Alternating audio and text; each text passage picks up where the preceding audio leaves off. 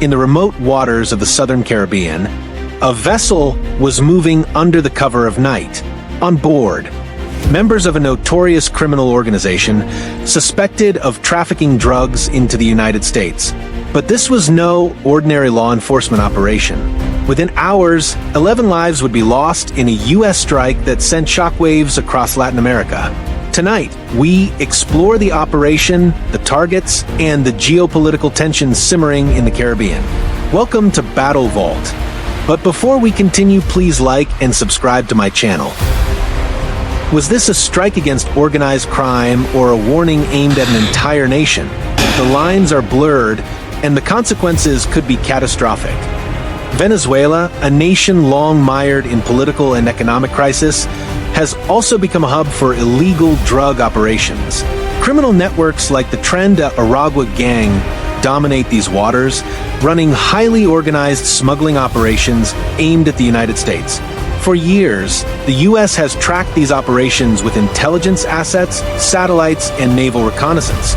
In August 2025, the United States escalated its presence in the region.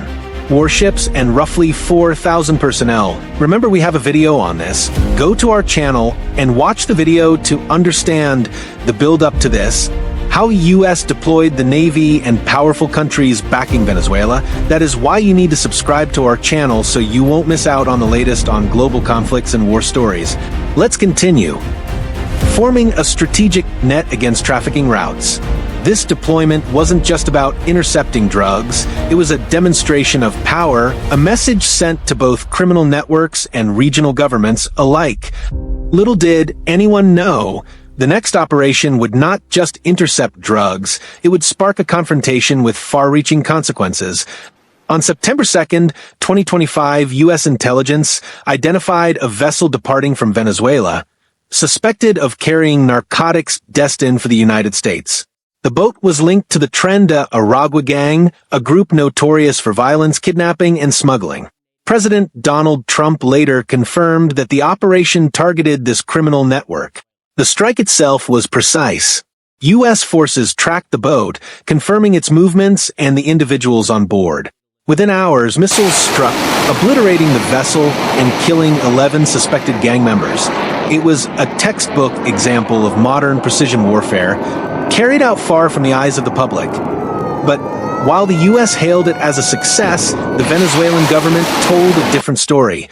President Maduro condemned the attack, accusing the U.S. of an aggressive act of war.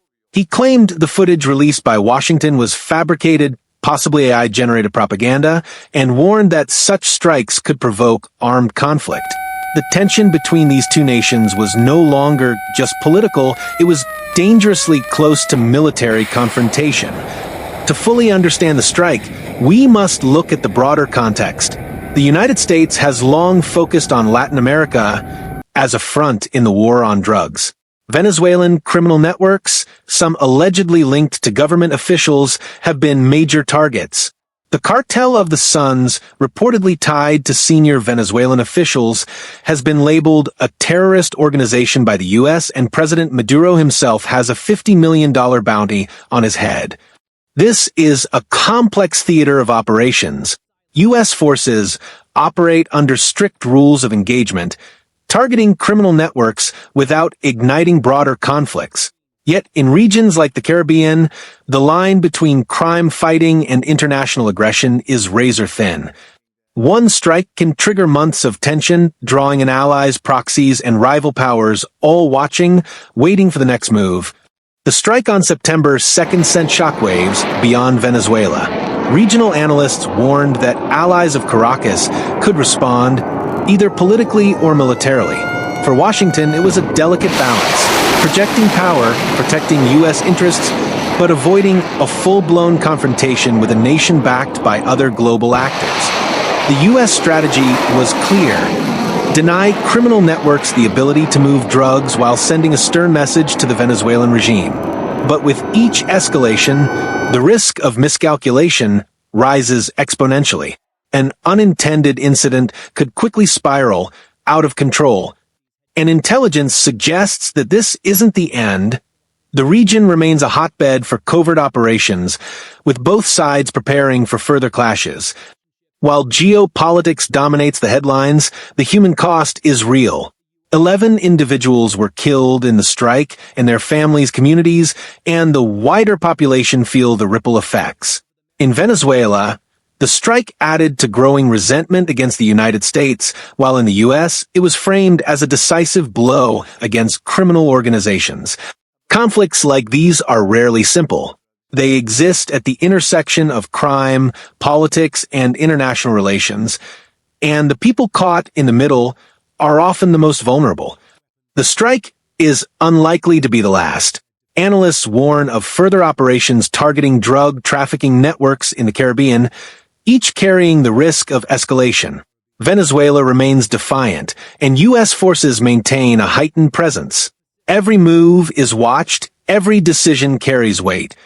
In a region where intelligence, naval power, and political messaging collide, the next confrontation could be closer than anyone expects.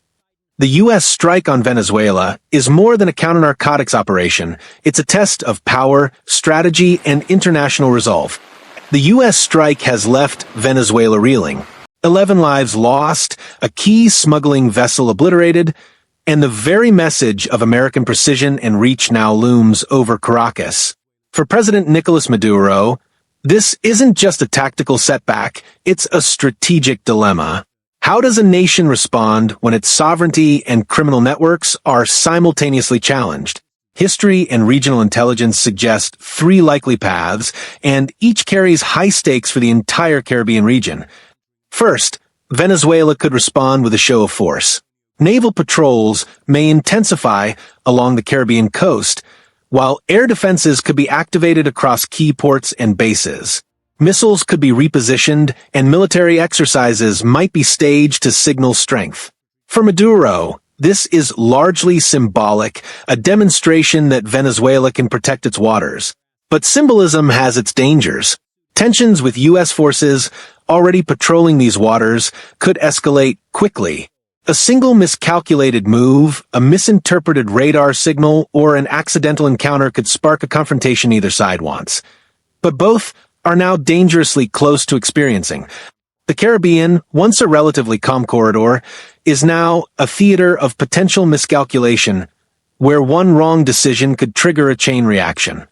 Second, Maduro could rely on proxy actors, the very criminal networks targeted in the strike.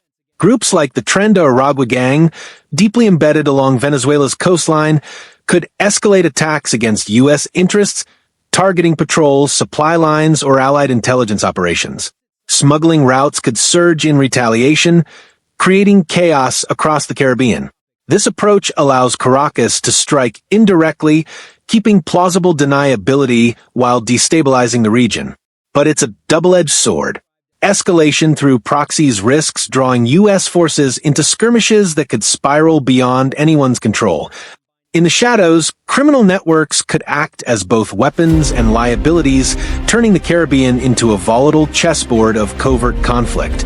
Finally, Venezuela might choose diplomacy over direct confrontation.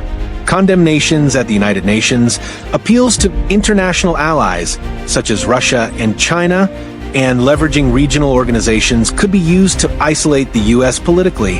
While less visually dramatic than naval maneuvers or explosive strikes, this path shapes perception on a global scale. By framing the U.S. strike as an act of aggression against a sovereign nation, Caracas could attempt to limit America's operational freedom, rally international support, and buy time to regroup internally. Diplomacy, subtle yet potent, could reshape alliances, turning the strike from a tactical blow into a geopolitical chess piece. Whatever path Maduro chooses, the dynamics of the region have fundamentally shifted. U.S. forces remain on high alert, tracking movements and ready to respond to any escalation. Venezuela is cornered, forced to weigh risk against necessity.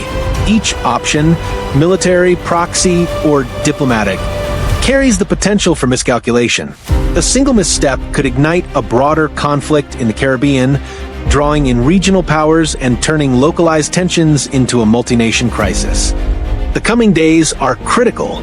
Will Venezuela retaliate, directly, escalate covert operations, or pursue diplomatic channels to defuse the tension.